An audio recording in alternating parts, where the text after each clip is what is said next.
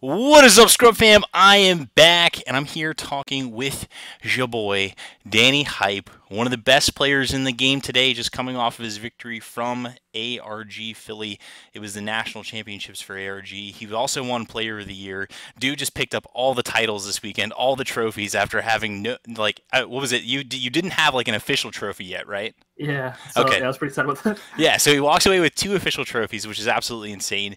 Before I get started, let me give a shout out to my sponsor, Bearded Collectibles. Alec Pastrana is the best shop owner on the planet. If you haven't picked up your sealed product for the sets coming, make sure you pre-order it online with Alec. He has the best prices on the market today. And if you're looking to get your 3XG production shirt, you can grab it at beardedcollectibles.com. And you can also check out the Patreon, which I'll put in the description below. So, Danny, first off, congrats again. Thank you, thank you. I'm sure you've been getting that a lot this week, but Yeah. my first question is just like, how does it feel, man, to win an event that like you could arguably say it's probably one of the biggest events, most hyped events that this game has had so far? So, like, how does it feel to come out on top after a long, grueling weekend of mirrors? Yeah, honestly, it was like at first the winning wasn't really in my head. I kind of just went with my friends and travel and stuff like that, and like I just like to go to these events to like see my friends and then like have a good time. So it's like winning wasn't really in my mind, but as I got closer and closer and I realized, oh my god, I can actually win this. That's when it started to click, and I think when I was playing against Pat in the semis was when it finally started clicking. I don't know if you can physically see me probably on video just actually shaking because I was like, holy crap, I can't believe I'm almost there. But yeah, so when I finally did win, it honestly felt like a big weight was lifted off my shoulders.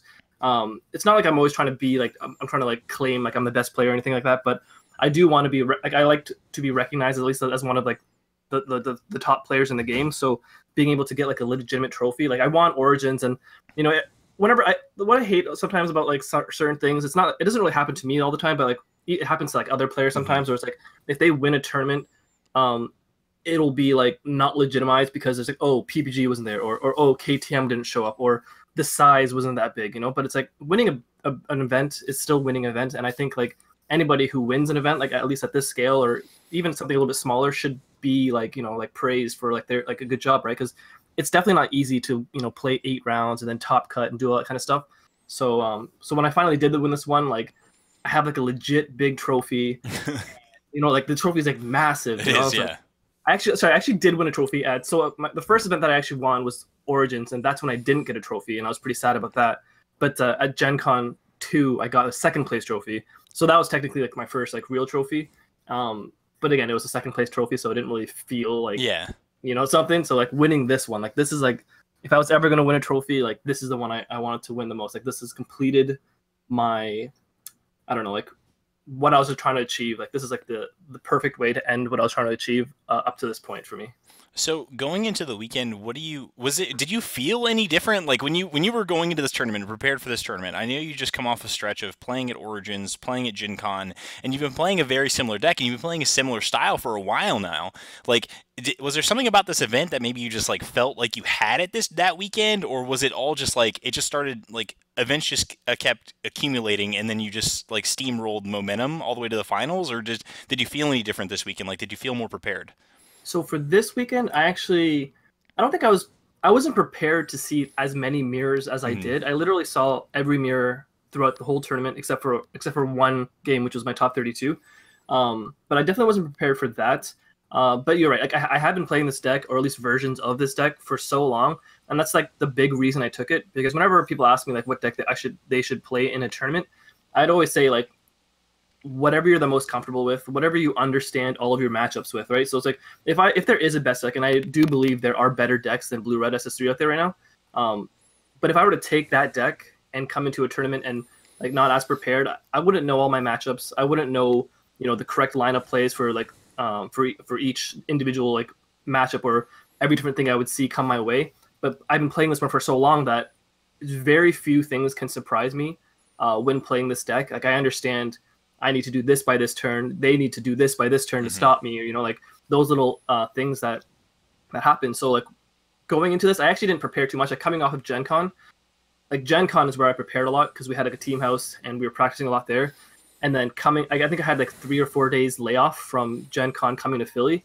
And I was working like that week coming to Philly, so I didn't actually have time to really prepare, except for sometimes on stream. But even when I was on stream, I wasn't actually playing the blue red ancestry. I was Oh no, you weren't. You were messing yeah, around with stuff. yeah. I was like trying to explore the meta and like trying to see other stuff. And I was playing your or at least I was trying to play a version of your what's it called, the Vegeta lock deck, Oh whatever yeah. and like I understand its power, but not soon enough for me to actually take it to a big scale like event like this. There's no way I'd be able to pilot that correctly to win this tournament.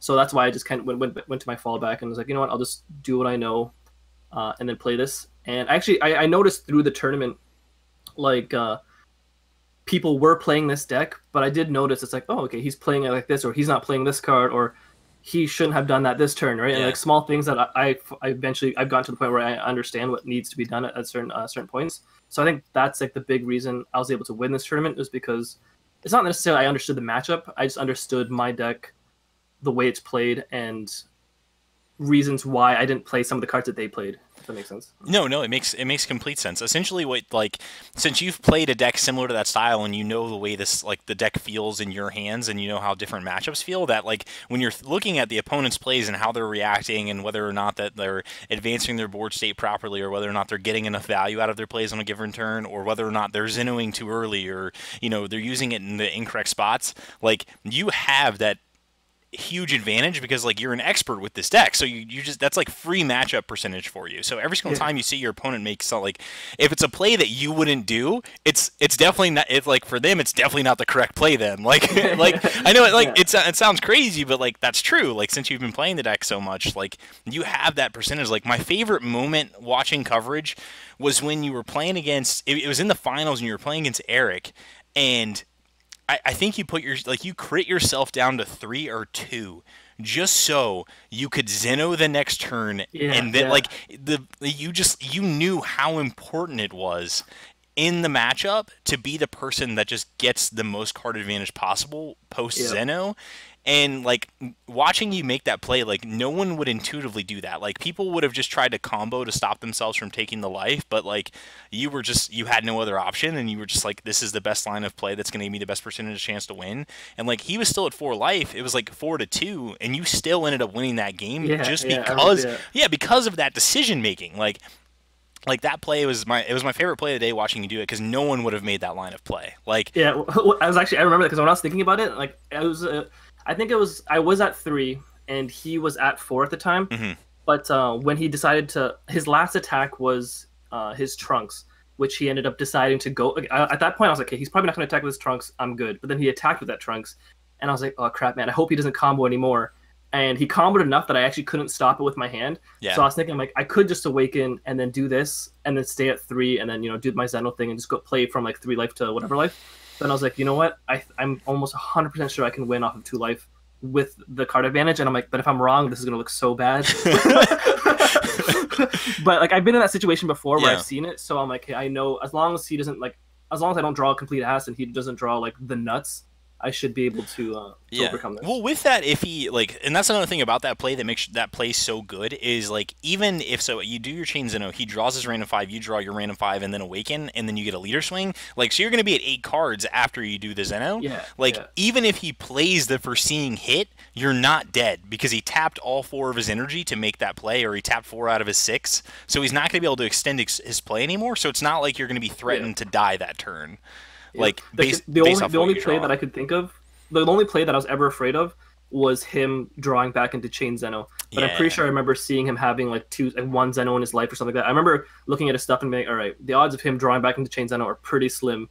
So as long as he doesn't do that, I'm pretty sure I'm okay. So you said that you tested way more than you did like for Gen Cons, that you guys had the house and stuff. So like when you're getting ready for a tournament of any type of like, whether if it's local or let's just go with a major event, because those are where like that's the moneymaker, like that's where you want to get the best performances, make the top cut. Like what do you do to get yourself prepared when it comes to deck selection, playing pre-boarded games, playing sideboarded games? Like how much time do you invest, and then like what's your strategy for getting prepared for events? So like before I go to an event, I usually, because I can't actually play with some of my team members because we're all kind of all over the place, I just have my local friends who I play with, and I like to build I usually try to get to 5 decks. 5 decks that I think would be meta or decks that I think would be threats, Hmm. and I call it my gauntlet. Okay. And I usually run one of my friends through my gauntlet, so I'll play all five of my decks while he plays his one deck to prepare himself. Like I'm trying to help him prepare first, and then in playing these five decks, I understand those decks so that when I'm against it, I should know their line of play and what they're trying to do. So that when I'm playing my deck, I'm like, all right, if he's going to do this next turn, like he should do this next turn, and when he does that, I can do this. Or if he doesn't do this, well then I have a clear advantage because he missed that key turn where he should have played, hit, or he should have played, Piccolo or whatever Hmm. that deck may be. So I like to prepare, so I like to build those decks, play as them, and then eventually, as you play with decks, you kind of see some of their flaws. Like I remember my U7 Gohan, I still love that deck, but I can definitely see some of its flaws, especially things like full power energy or just like yeah, That card or just people wrecks that deck so yeah. hard. That's like a big reason I didn't take it because I'm like, man, there's probably gonna be so many blue green still, so I'm like, screw this, I'm not gonna bother taking this. But if I knew it was all blue red, I definitely would have just taken my Gohan.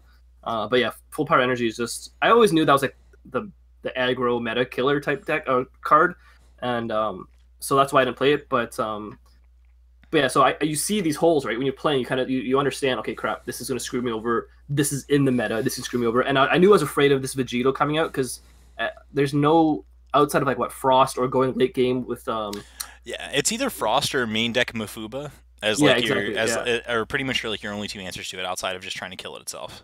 yeah, and then playing those cards in aggro decks kind of feels like neg. So it's like um so yeah, so it's like so when I'm preparing, I play these decks, I see their holes. So then when I finally do decide on my deck, I'm like, okay, this deck does this against this one, this does this against this one, and I understand how my deck can beat all those ones. Hmm. I just need the cards to fall my way, or I just need to map out my turns.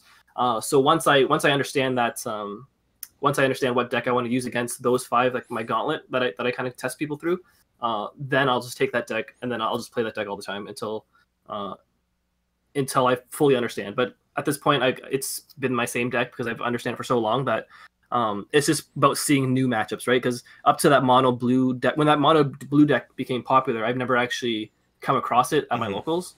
So then when I finally did play it with like my blue red, I'm like, huh, this seems rather easy. Like I don't get how this one won. It's not fair. I mean, it's not a fair matchup. But Yeah, like your cards are just way better like, yeah, all across the board.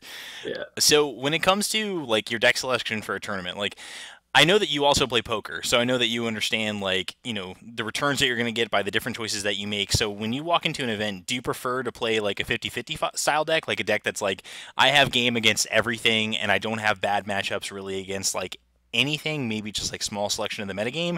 Or are you the type of person that just likes to take advantage of a spot in the metagame and in just this past tournament you just felt comfortable with SS3 so you just took that? But like what do you usually like to do? Are you the person that just kind of tries to stay even, or are you the person that takes the risk and tries to counter the metagame? So I do lot like before. I think it was before Origins. Hmm. Every deck that I chose to play, I always tried to beat the meta, and I think that's why. Like, I think early in my career, I kind of had like my standings. I would make top cut, but I could never push past because I kept trying to break the meta, and that's my choice, right? So it's like obviously I want to try to beat the meta, and obviously it's still really hard to beat like these meta decks. And then I think after San Jose, when I played SS3, and I was trying to, because at that time there was the mecha meta, and I was trying to break that with SS3, and I got close. I made top 8, but then after that, when it came to I think Origins was the next event I went to, um, I just felt I wanted to just like let's just screw trying to break the meta. Although I think SS3 for Origins was technically he wasn't really popular yet, but I just wanted to have a deck that had a good matchup across the board. I didn't want to. I don't need. It doesn't have to be the best deck, but I don't want any type of losing matchup. I just Yeah. want a chance to win every match, and as long as I have a chance, I feel like my skill or banking on my opponent's misplays will push me through. So that's why I started going heavily into the blue red SS3 because I just felt it just had answers to everything. There was no deck that I was afraid of. If it's a combo deck, oh, I have hit, I'll just rip your combos out.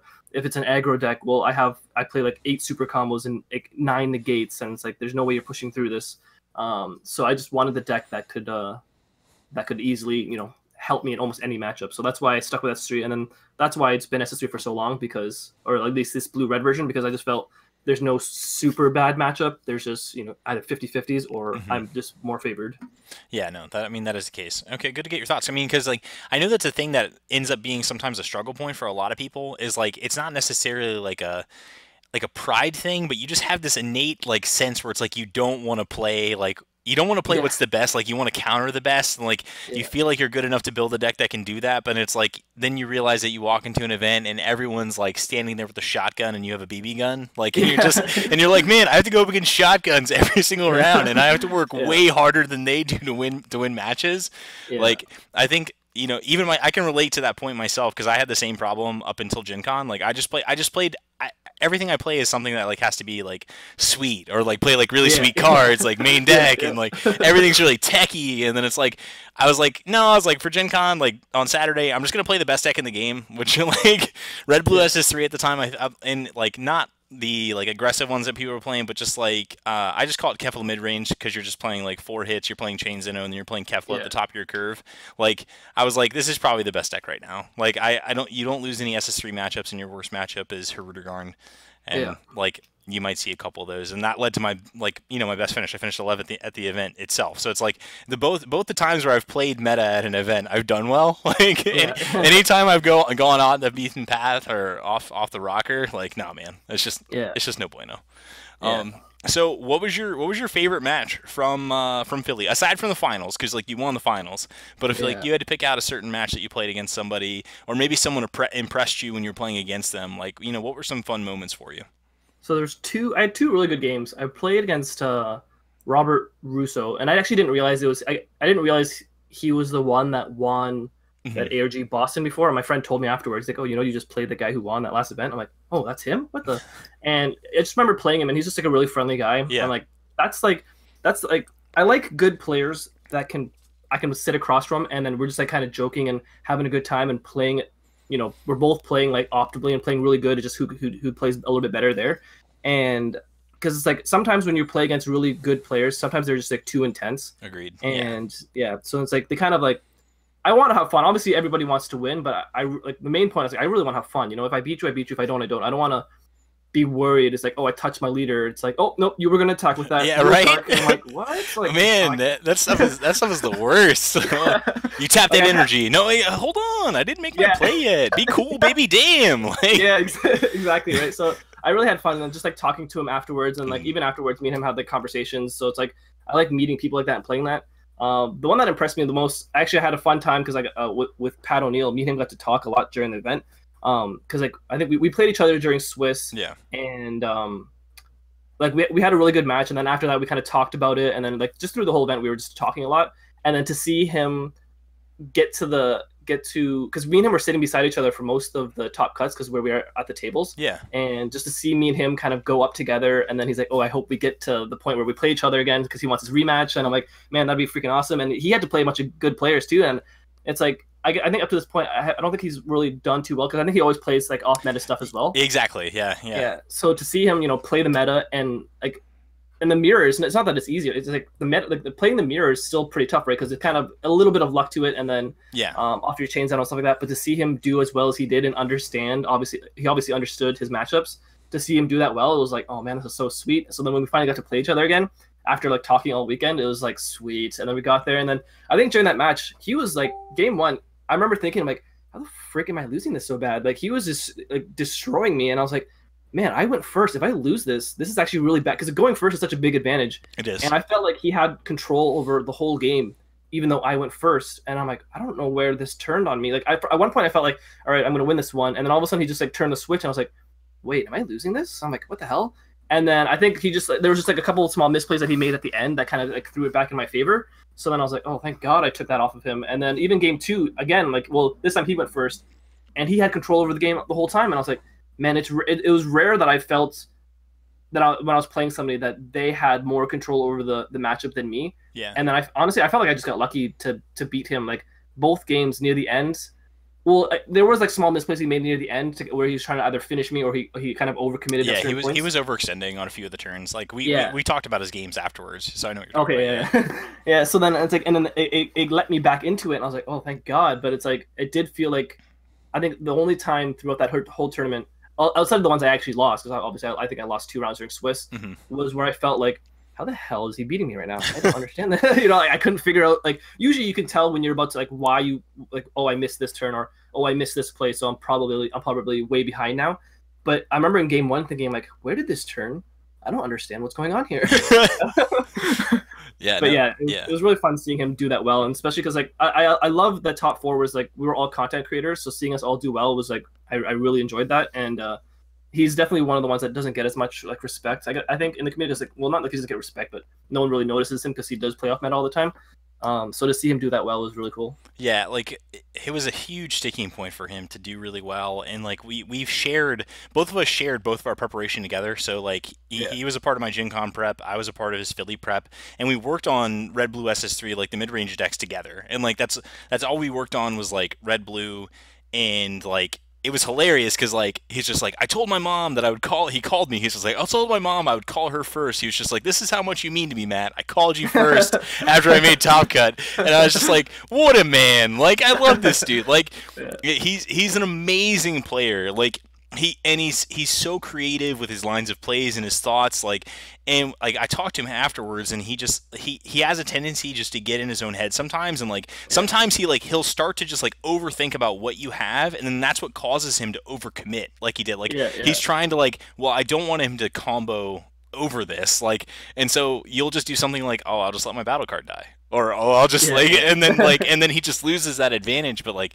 no, like I was so pumped for him. Like, in watching those games against you, like he played really well. Like, he made a couple of missteps, but honestly, like I was so excited to see those games against you because I know that he wants to play against the best players because like he Yeah. definitely feels like his skills are there, but he just needs to be tested more. And I think now he's finally just gonna, like, if he's one of the best deck builders and one of the best players, like he just needs to stop kind of like getting in his own way by playing stuff that's off meta and just like Yeah, try to innovate what's already there. And yeah, so this tournament exactly. was huge for him. No, yeah, that's perfect. That's exactly how I felt when I was like, I got to the point where it's like, okay, it's fun playing these off meta decks, and sure, I'm making top cut, but I'm not winning any of these events. Mhm. So when I'm like, you know what, I'm just gonna play meta, and like ever since I started playing like the meta, or at least what I thought would be the meta, it's like my success. Like I've been doing very well since then. So it's like, all right, I guess I just need to play the meta if I want to win these tournaments. Agree. Yeah. I mean, the thing is, like, there's no reason not to. Like, I mean, I think Yeah, just there's no reason to get in your own way and handicap yourself by playing like a exactly. Yeah, leader. I mean, exactly. I'm not gonna lie though. Like the starter deck Piccolo Junior has my heart because like I've been play testing with that thing, and like tap a green to kill anything that costs 5 or less is actually pretty nuts. So Yeah. like, so I'm messing around with that. But in general, what's the next event you plan on going to? So and like I actually wanted to go to LA this weekend, and Okay. I planned on it like a few like weeks ago, but then I'm way too exhausted now, and like plus the flights are just. I obviously didn't book a flight until like I would have booked one like now, which is like insanely too expensive for me. Hmm. So I think the next one is just going to be the one I have in Toronto. We have like because I think Toronto has like, or sorry, Canada has 3 national qualifiers, Okay. and the first one's this September, like at the beginning of September here. So I'm probably going to take a 2 week like break, and then that'll be the first one, and then it gets really busy again. Like It I swear, does. there's a regional every week basically, but I'm probably gonna do one like every other weekend. I think the only one I'm gonna go far for is like Vegas, just because I like going to Vegas. Same. I So want to go. I want to go back to Vegas so bad. I yeah, enjoyed the Vegas regional so much last time. yeah, same. Yeah, it Yeah, was like really not even because it's like you don't do well in the tournament, or even if you do well, like even afterwards, like you just go do Vegas stuff. yeah, Like exactly right. like in it, Yeah, like I always like I extended mine to like a 5 day trip the last time I went. yeah, Totally worth it. yeah, If those of you haven't gone, you should go to the Vegas, and you should play in the regional. But yeah. so what are your thoughts on the format going forward, man? I mean, like, we have a core TCG event coming up this week. So what do you think, even just as soon as this weekend, what do you think the format's going to look like? So I think there's gonna be a lot of people trying to do the either some form of aggro with like blue yellow Hmm. or the Vegeta lock decks that like the Vegeta lock deck. So I think we're gonna see some of that. I just don't like. I know that they're good, and I can see that they're good, but I feel like they're not going to perform as well as people think they are. I do think they're probably one of the best decks, but unless I'm sure there's a few people out there who've been practicing it like nonstop who will do really well with it. But I still think until SS3 something happens to SS3, we're still going to see kind of similar things, like similar decks. I don't think blue red will win this weekend, even though I Hmm. think it's still one of the best decks. But because the way I saw it was, it's like when this format first started, everyone was like, "Oh man, this game's too fast. It ends in like 2-3 turns, aggro, aggro, aggro," and then somebody figured out that mono blue thing, which kind of like Oh yeah, started yeah. Rob, putting when Rob like won the event, yeah like that, like I did a video about that, and just like the whole format shifted right yeah then. exactly Like right in fact, he's pretty much responsible for the metagame we have right now. yeah Like if you yeah really think about exactly it, yeah. yeah. So once that came, that kind of like slowly started pushing aggro out, and then people were like, "Well, blue green does well against aggro too because of full power." And then we got like Analysia and Piccolo, which kind of helped you against mono blue because you can Yep. control their Bergamos and stuff. So all of a sudden, blue green looked really promising because it could deal with aggro and it could beat these mono blue decks that are trying to beat aggro. Exactly. And then all of a sudden, so like that happens. So also aggro starts slowly getting pushed out to the point where you don't see it anymore. And then now all of a sudden, because I think blue red's actually the worst version versus aggro. I agree. So then now, especially blue, especially main deck. yeah, exactly. So then now blue red comes in because blue red just stomps on these other ones. Oh, you want to build a board with Annalises and Piccolo? Well, I'll just chain zone everything. Oh, you have your Bergamo lock on me? I'll just chain zone everything. So it's like that slowly pushed those guys out of the meta. So it's like I feel like it's just like one big crapshoot. It's like, well, if I show up today, what's like I showed up that one. I did not expect to see all those blue reds. If I knew that, I definitely would have taken some kind of aggro deck. But yeah, I feel it's just like it's almost random what you're gonna see. Like it depends what I guess even the West Coast. Like I don't play over there, right? So I wonder what their meta looks like over there. Are they still on aggro, or are they playing the mono blue stuff, or how far advanced are they, or are they even like surpassed us and figured something completely new out? So that'll be really interesting to see. But I haven't tested too much with the new. Like I know the scrambling Goten, he's gonna be part of a lot of decks coming up. So it's like I definitely want to. I'm gonna start testing more with that and see how that works. But yeah, it's definitely gonna lead to. I think we're gonna go back to a little bit of aggro, but then with this new Vegito too, I think that Vegito helps stop aggro. And then we have to see what happens with SS3 and Flute and if they do anything to those. So that'll definitely shake up the meta if they do change SS3 or Flute. Okay, so let's say come out next week and they say that SS3 they errata him to the point where he's basically unplayable. Where are you going next? I will probably start off with my U7 Gohan just because I really enjoy that deck.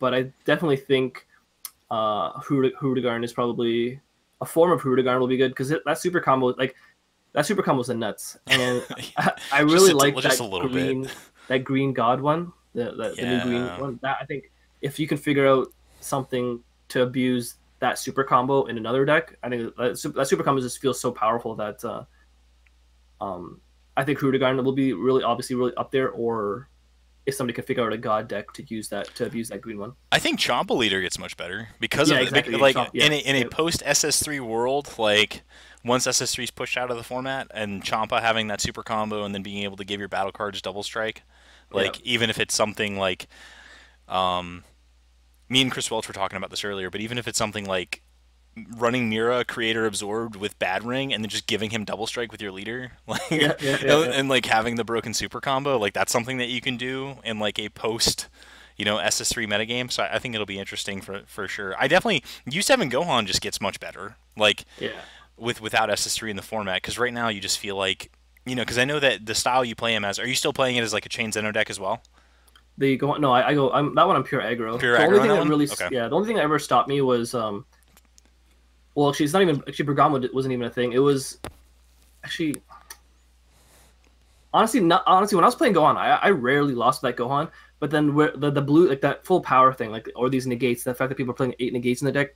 Once I started seeing more of those, that's when I started realizing, all right, I can't. There's no way I can push through this many, especially or if like 8 players if they get going too fast. Like there's times where I can beat 8 players before they set up, but then if they set up, then it's just like, oh, I lose. Yeah, no, I agree. What do you want to see something happen to Legendary Flute? It's funny because are you in the Unyielding Spirit Trunks camp? Because I think it's one of two camps. Like there's a group of people that just think that Unyielding Spirit Trunks is the problem, but then there's other people that say Flute is the problem. Like, what's your opinion? I don't think Unyielding is that much of a problem. I feel like.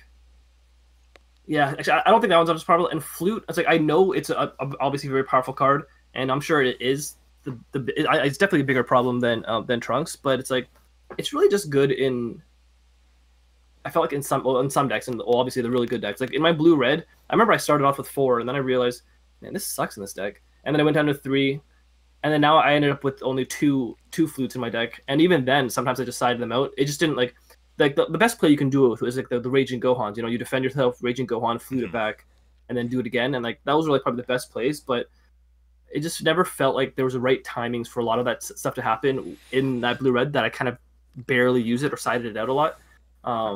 But I think if flute went away, it would slow down some of the aggro. So, and then I think that would help the meta because I think if you hit SS3, aggro just comes back and Agreed. decimates things. And then if you take away the flute, then that can kind of slow them down. So then it'll I'm sure it'll make for a healthier. Actually, honestly, every format. I know everyone says this format. Almost every format's been busted. It seems like that people are saying, but I've been enjoying like every format. I think that this like the format that we're in right now is the best format since Set 2. Like I think all the formats have been relatively good. I think that a lot of people hate on busted mecha format, but like I honestly felt like that format actually required a lot of player skill because unless like as long as both mecha players draw somewhat even, like those games are really good.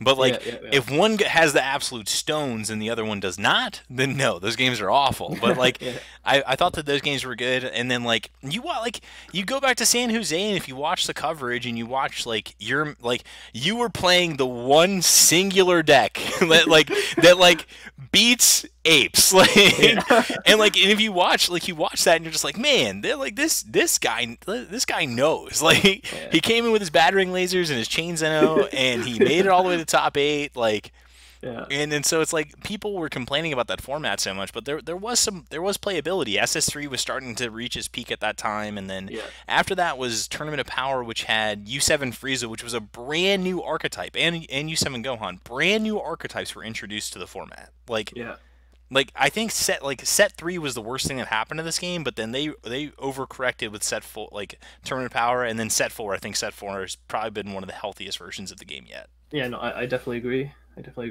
Mm-hmm. So, do you have your eyes on any of the set 5 cards that have been previewed so far? I mean, or the World Martial Arts Tournament? I actually haven't really looked too deep into it. I know it's like it sucks. I probably should do this as a competitor and like as a content creator. But I really enjoy being surprised by cards. Like when I buy my box for the first time, I like to like open packs and be like, ooh, and like kind of like see them like fresh. So I actually do less preparation as new things come out. Like the only time I ever actually really see new cards are when my friends link them to me, or sometimes I'm on stream these days and like some of the viewers, they want to see, they want me to see what I think about like certain cards. So then I'll take a dabble and look at them, but I'm not actually looking because for me as a deck builder too, it's actually really hard for me to make decks without physically having them in my hand. It's hard for me to kind of just like look off the internet and read. So it's like, I definitely need to see the cards in my hand and kind of do it like that way. But I probably will look into it, but I haven't actually looked in any of them right now yet. Cool.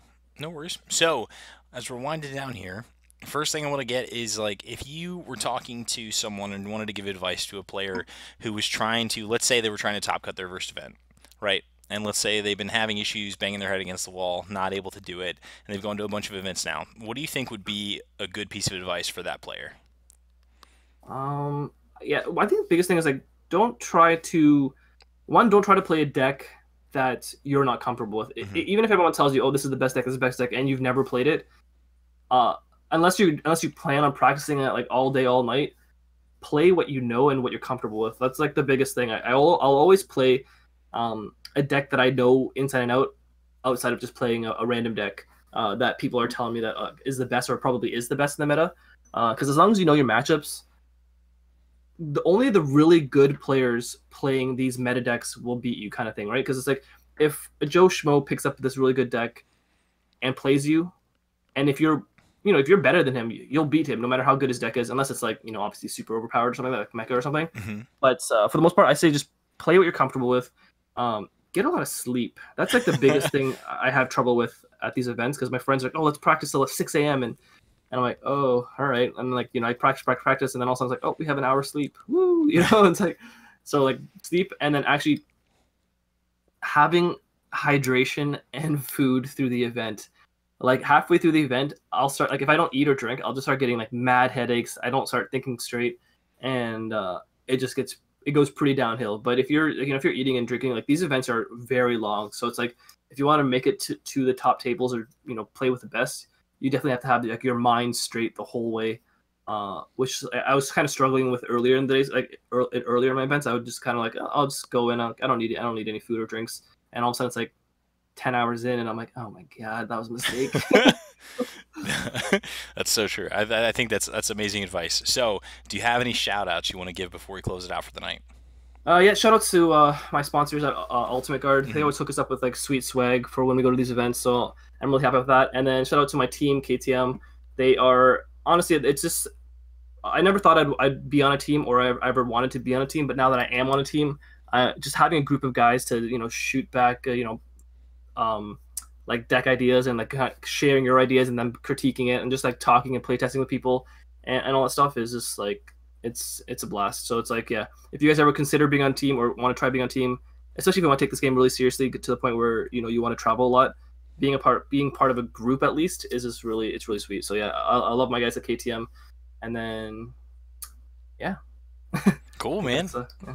All right. Well, again, I want to say thank you so much for coming on and deciding to have this chat with me. I'm pretty sure that people are going to love all of the information they were given Awesome. by you. You always give a lot of insight, a lot of thought, and you're very thought provoking whenever you speak. So it's awesome to have you on. But anyways, thanks again, and I hope you Yeah. guys have a great night. Scrub fam is best fam. K. Bye.